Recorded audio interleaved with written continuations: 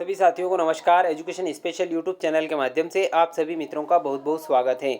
जैसा कि सभी साथी जानते हैं, एजुकेशन स्पेशल यूट्यूब चैनल एक ऐसा ऑनलाइन प्लेटफॉर्म है जिसके माध्यम से समय समय पर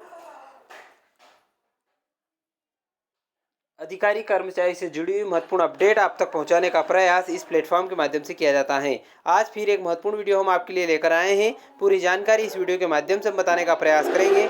इससे पहले यदि आप चैनल पर नए हैं और अभी तक आपने चैनल को सब्सक्राइब नहीं किया है तो मित्रों, सबसे पहले आप चैनल को सब्सक्राइब कर लें, बेल आइकन को प्रेस कर लें ताकि इसी प्रकार के वीडियो के नोटिफिकेशन आपको मिलते रहेंगे। आइए जान लेते हैं क्या है पूरी जानकारी। उच्च माध्यमिक शिक्षक शिक्षक चयन परीक्षा संबंधी विभागीय नियम क्या है वो मैं आपको बता देता हूँ।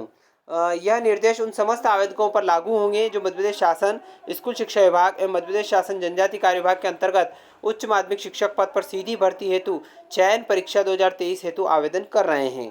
पहला बिंदु, मध्य प्रदेश राज्य स्कूल शिक्षा सेवा शैक्षणिक संवर्ग सेवा शर्तें भर्ती नियम 2018 के नियम 8 के उप नियम 5 के अनुसार चयन परीक्षा निम्न शर्तों के अधीन आयोजित होगी। पद का विवरण उच्च माध्यमिक शिक्षक रहेगा। पद की श्रेणी द्वितीय श्रेणी रहेगी। आवेदन पत्र एवं निर्देश पुस्तिका कर्मचारी चयन मंडल भोपाल एवं विभाग के निर्देशानुसार होगा। शैक्षणिक एवं व्यावसायिक अर्हता भर्ती नियम 2018 नियम 8 के अनुसूची 3 के अनुसार निम्नांकित अर्हता धारित करना अनिवार्य होगा। कर्मचारी चयन मंडल मध्य प्रदेश भोपाल के द्वारा आयोजित उच्च माध्यमिक शिक्षक पात्रता परीक्षा 2018 या 23 में निर्धारित प्रतिशत के साथ उत्तीर्ण एवं अर्ह पाए गए अभ्यर्थी ही आवेदन करने हेतु पात्र होंगे। संबंधित विषय में द्वितीय श्रेणी में स्नातकोत्तर उपाधि के साथ बीएड या उसके समकक्ष डिग्री होना जरूरी है। संबंधित विषय से तात्पर्य परिशिष्ट 1 के कॉलम 2 में अंकित मुख्य विषय से है। मुख्य विषय से के सह विषय परिशिष्ट 1 के कॉलम 3 एवं 4 के अनुसार मान्य होंगे। अगला बिंदु है संस्कृत पाठशाला के उच्च माध्यमिक शिक्षक संस्कृत के संबंध में संस्कृत साहित्य व्याकरण आदि में मान्यता प्राप्त संस्थान या विश्वविद्यालय से द्वितीय श्रेणी में आचार्य उपाधि न्यूनतम शैक्षणिक योग्यता होगी। इसके अतिरिक्त बीएड प्रशिक्षित होना अनिवार्य होगा। अंक सूची या उपाधि शैक्षणिक एवं व्यावसायिक मान्यता प्राप्त संस्थान के ही मान्य होंगे। इसके अतिरिक्त अन्य समस्त आवश्यक प्रमाण पत्र राज्य शासन द्वारा अभिविहित सक्षम अधिकारी द्वारा जारी किए गए प्रमाण पत्र ही स्वीकार किए जाएंगे। यह दायित्व पूरी तरह से अभ्यर्थी का होगा। आयु सीमा की बात करें तो न्यूनतम आयु 21 वर्ष है और अधिकतम आयु यहाँ पर आप देख सकते हैं। अधिकतम आयु पुरुष अनारक्षित वर्ग 40 वर्ष, महिला अनारक्षित 45 वर्ष। पुरुष और महिला मध्य प्रदेश शासन के निगम मंडल या स्वशासित संस्थाएं कर्मचारी नगर सैनिक 45 वर्ष, पुरुष महिला मध्य प्रदेश के आरक्षित वर्ग अनुसूचित जाति जनजाति पिछड़ा वर्ग 45 वर्ष और दिव्यांग जनों के लिए 45 वर्ष। ऐसे अतिथि शिक्षक जिनके द्वारा न्यूनतम 3 शैक्षणिक सत्रों में 200 दिवस काम किया गया है उनके लिए पुरुष के लिए अनारक्षित 49, महिला के लिए 54 और इन दोनों के लिए भी 54 है और दिव्यांग जन के लिए भी 54 यहाँ पर निर्धारित किए गए हैं। न्यूनतम एवं अधिकतम आयु की गणना 1 जनवरी 2023 के आधार पर की जाएगी। आरक्षण तथा आयु सीमा संबंधी छूट मध्य प्रदेश के मूल एवं स्थानीय निवासियों को ही देय होगी। मध्य प्रदेश के मूल एवं स्थानीय निवासी को ही कंडिका 6.2 के अनुसार आयु सीमा में छूट का लाभ प्राप्त होगा। ऐसे उम्मीदवार को जो भूतपूर्व सैनिकों की आयु का निर्धारण मध्य प्रदेश राज्य स्कूल शिक्षा सेवा शैक्षणिक सेवा भर्ती नियम 18 के नियम घ के अनुसार मान्य होगा। ऐसे उम्मीदवार को जो भूतपूर्व सैनिक और अपनी आयु में से उसके द्वारा पहले की गई सेवा की अवधि कम करने की अनुमति दी जाएगी, बशर्ते कि इसके परिणाम स्वरूप जो आयु निकले वह अधिकतम आयु सीमा से 5 वर्ष से अधिक न हो।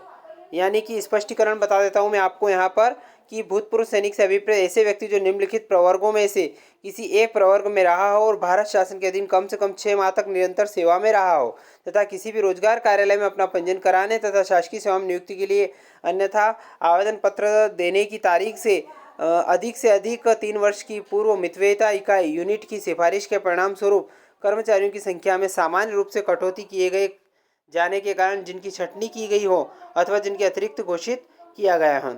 ऐसे भूतपूर्व सैनिक जिन्हें कि समय से पूर्व निवृत्ति रियायतों मस्टरिंग आउट कंसेशन के अधीन निर्मुक्त कर दिया गया हो। ऐसे भूतपूर्व सैनिक जिन्हें दूसरी बार नामांकित किया गया और जिन्हें अल्पकालीन वचनबंदी की अवधि पूर्ण हो जाने पर या नामांकन संबंधी शर्तें पूरी हो जाने पर सेवा मुक्त कर दिया गया हो। मद्रास सिविल इकाई यूनिट के भूतपूर्व कार्मिक, मद्रास सिविल इकाई यूनिट के भूतपूर्व सैनिक, ऐसे अधिकारी सैनिक जिनमें अल्प अवधि सेवा नियमित कमीशन प्राप्त अधिकारी भी सम्मिलित हैं जिन्हें उन्हें संविदा पूरी होने पर सेवा मुक्त किया गया है।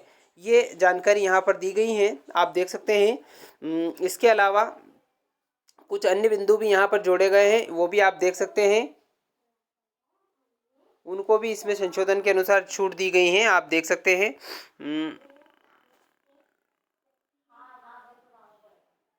इनको जो है 5% अतिरिक्त अंक प्रदान किए जाएंगे, ये जो हैं।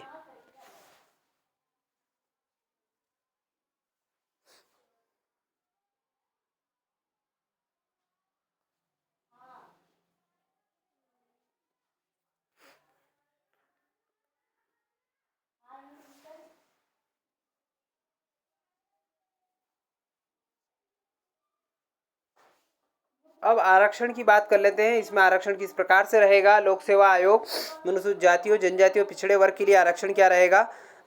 उपबंध सामान्य प्रशासन विभाग द्वारा अधिसूचना क्रमांक दिनांक 19 सितंबर 2002 द्वारा जारी किए गए अनुदेशों के अनुसार मध्य प्रदेश लोक सेवा अनुसूचित जातियों, जनजातियों और पिछड़े वर्गों के लिए आरक्षण रहेगा 1998 और राज्य शासन द्वारा समय समय पर जारी किए गए आदेश के अनुसरण में अनुसूचित जातियों, जनजातियों, पिछड़े वर्गों और अनारक्षित प्रवर्ग श्रेणी के आर्थिक रूप से कमजोर वर्ग के अभ्यर्थियों के लिए पद आरक्षित किए गए हैं। अनुसूचित जाति के लिए 20% रहेगा, जनजाति के लिए 20%, जाति के लिए 16%, अन्य पिछड़ा वर्ग के लिए 27%, आर्थिक रूप से कमजोर वर्ग के लिए 10% निर्धारित किया गया है। बात करते हैं अगले बिंदु की। रिक्त पदों के प्रत्येक प्रवर्ग वर्ग या अनुसूचित जाति, जनजाति, पिछड़ा वर्ग, अनारक्षित प्रवर्ग और वर्ग के आर्थिक रूप से कमजोर वर्ग अनारक्षित प्रवर्ग वर्ग के लिए निम्नलिखित क्षैतिज आरक्षण है। महिलाओं के लिए 50%, परंतु महिलाओं के आरक्षित पदों की पूर्ति नहीं हो पाने की स्थिति में उसी प्रवर्ग वर्ग के ओपन सीट के पात्रताधारी अभ्यर्थियों से भरा जाएगा। भूतपूर्व सैनिकों के लिए 10% पद हॉरिजॉन्टल एवं वर्टिकल प्रवर्गवार आरक्षित होंगे। देख सकते हैं 3 शैक्षणिक सीधी भर्ती के अंदर शिक्षकों के पद उपलब्ध 25% रिक्तियाँ अतिथि शिक्षक वर्ग के लिए आरक्षित हैं, जिनके द्वारा न्यूनतम 3 शैक्षणिक सत्रों में और न्यूनतम 200 दिवस अतिथि शिक्षक के रूप में कार्य किया गया हो।